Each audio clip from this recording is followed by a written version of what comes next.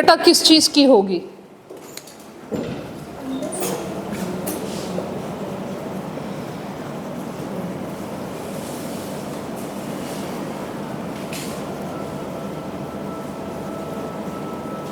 बताइएगा, next transaction किस चीज की पास करोगे? Under over absorption. और मैंने क्या कहा था, जब तक वो अमाउंट नहीं आपने देखनी, जब तक उसका टी अकाउंट नहीं बना लो, ठीक है। हम ऐसा काम करते हैं वर्किंग में, पहले छोटा सा एफओएच का अकाउंट बनाते, फिर मेरे पास एग्जैक्ट फिगर आएगी। चलो पहली एंट्री से लेके लास्ट एंट्री तक।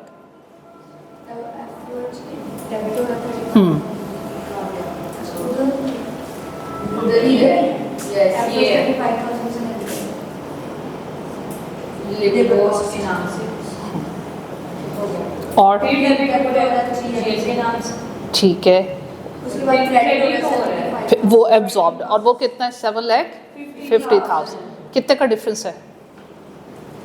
आपकी एक्चुअल कॉस्ट 735,000 है और एब्जॉर्ब ज्यादा है, और 15,000 क्या हुआ आपके पास?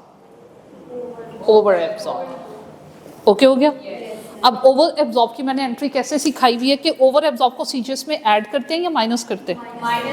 माइनस करते हैं, तो वो सीजीएस को, इसलिए सीजीएस ने ओवर एब्जॉर्ब में क्या होना है? क्रेडिट, और एफओएच ने क्या होना है? डेबिट। अब एफओएच, शाबाश, एफओएच डेबिट होगा फैक्ट्री की बुक्स में, और सीजीएस क्रेडिट होगा हेड ऑफिस की बुक्स में। ऐसे ही है। यहाँ क्या कर देंगे? जर्नल लेजर, और यहाँ क्या कर देंगे? शाबाश, फैक्ट्री लेजर। कितने से? 15,000।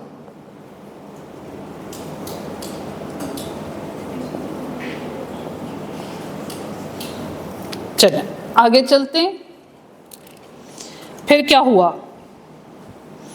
अंडर ओवर अप्लाइड को उसने कहा सीजीएस में क्लोज कर दो, वो हम पहले ही कर चुके। Job A and B were completed, पहले इतनी करते हैं। शाबाश, जो जॉब्स कंप्लीट हो जाती हैं उनकी कॉस्ट को फिनिश्ड गुड्स में ट्रांसफर करते हैं। एंट्री क्या करते हैं? फिनिश्ड गुड्स अकाउंट डेबिट और WIP अकाउंट क्रेडिट। कौन कौन सी जॉब कंप्लीट हुई है? A and B.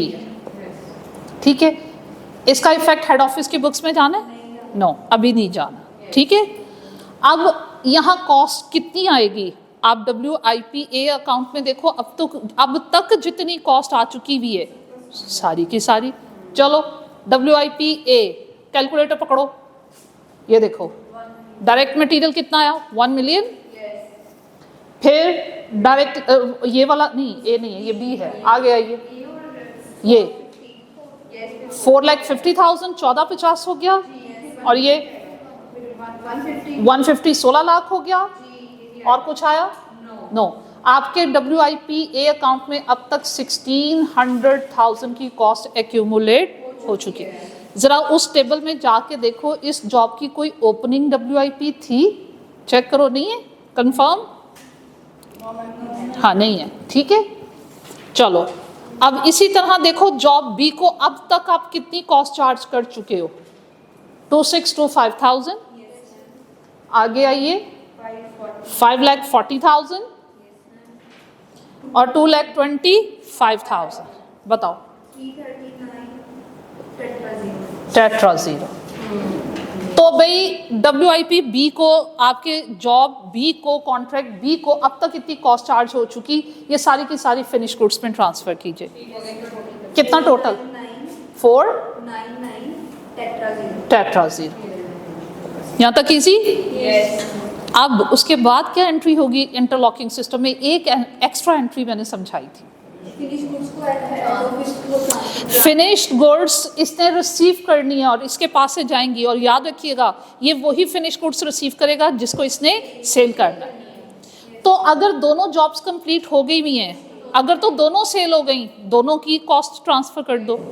अगर एक सेल हुई है तो एक की कॉस्ट ट्रांसफर करनी है। ठीक है, अब पढ़ते हैं कौन सी सेल हुई है। ए सेल हो गई है बेटे। जो सेल हो गई उसकी कॉस्ट हेड ऑफिस को ट्रांसफर कर दो, और जो सेल नहीं हुई उसकी कॉस्ट फिनिश गुड्स में ही रहने दी। चलो भाई, फिनिश गुड्स यहां से यहां जा रही है। यहां पहले ये बताओ, यहां जर्नल लेजर टू, यहाँ से फिनिश गुड्स जा रही हैं और ये रिसीव कर रहा है फिनिश गुड्स अकाउंट डेबिट और फैक्ट्री लेजर क्रेडिट। शाबाश, कौन सी जॉब थी? ए। तो कितना ट्रांसफर किए? 1600,000, ऐसे ही है? अच्छा, अब वो क्या? जी अच्छा भाई, अब इन्होंने रिसीव करके सेल कर दिए। सेल करने की एंट्री करो, CGS अकाउंट डेबिट और फिनिश्ड गुड्स अकाउंट क्रेडिट। कितने से भाई? 16 लाख से। अब सेल करने की परपेचुअल सिस्टम में 2 एंट्रीज करते हैं। ये हमने एक कॉस्ट प्राइस से कर ली और एक सेल प्राइस। अच्छा, अब ऑनवर्ड कोई भी ट्रांजैक्शन फैक्ट्री की बुक्स में नहीं आनी, नहीं आएंगी ना, तो मैं सिर्फ हेड ऑफिस को ड्रॉ कर लूं। अब जो उसने ए जॉब सेल की है, सेल्स रेवेन्यू को कैसे? चलो भाई, अब सेल वैल्यू कैसे आएगी? कोई मार्कअप, कोई मार्जिन, कुछ ना कुछ तो उसने बताया हुआ होगा। अच्छा, ये आपने 2 मिलियन में सेल कर दी है and the customer however agreed to settle the transaction at 2% cash discount. ये हम फाइनेंशियल अकाउंटिंग आ गई है। कैश डिस्काउंट और ट्रेड डिस्काउंट में क्या फ़र्क होता? अगर ये ट्रेड डिस्काउंट होता, मैंने 2 मिलियन में से अभी के अभी माइनस कर देना, ठीक है।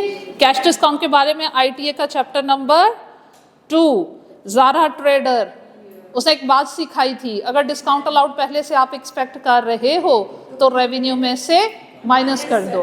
तो कस्टमर कह रहा है, इसका मतलब डिस्काउंट अलाउड आप एक्सपेक्ट कर रहे हो। आप ये नोट देकर क्या करोगे?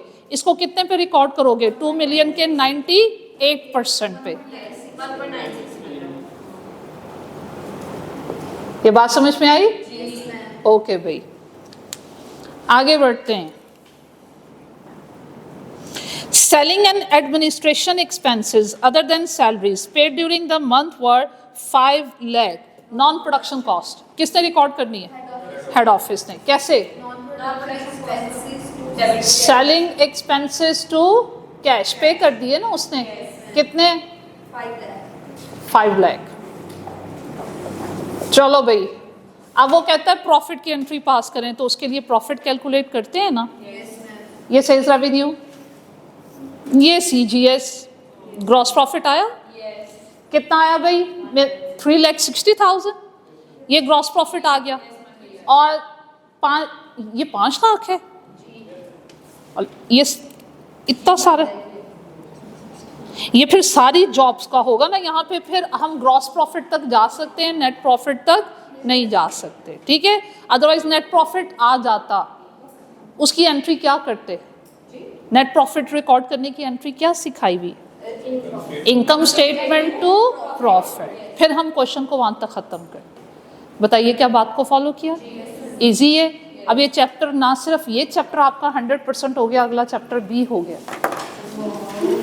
नेक्स्ट चैप्टर का नाम पढ़ो तो हो गया ना। ठहर दो, अभी आपको एक क्वेश्चन देते हैं। बेटे इस चैप्टर में दौड़े इसलिए लगानी, अब जो अगले चैप्टर आ रहे हैं ना वो नहीं खत्म होते। डेफिनेटली उसमें कुछ नई बातें हैं, वो मैं सिखाऊंगी आपको, लेकिन इसके सारे क्वेश्चन एक जैसे हैं। चलो करो तो जरा। पहला क्वेश्चन, कितनी एग्जांपल्स है? Comprehensive example number 1 2 yes. चलो पहली एग्जांपल करके दिखाओ। Comprehensive example number 1 and page number is 192। बेटे वाइंड अप कर ले इसको। ये मैंने बच्चों को प्रैक्टिस करवानी।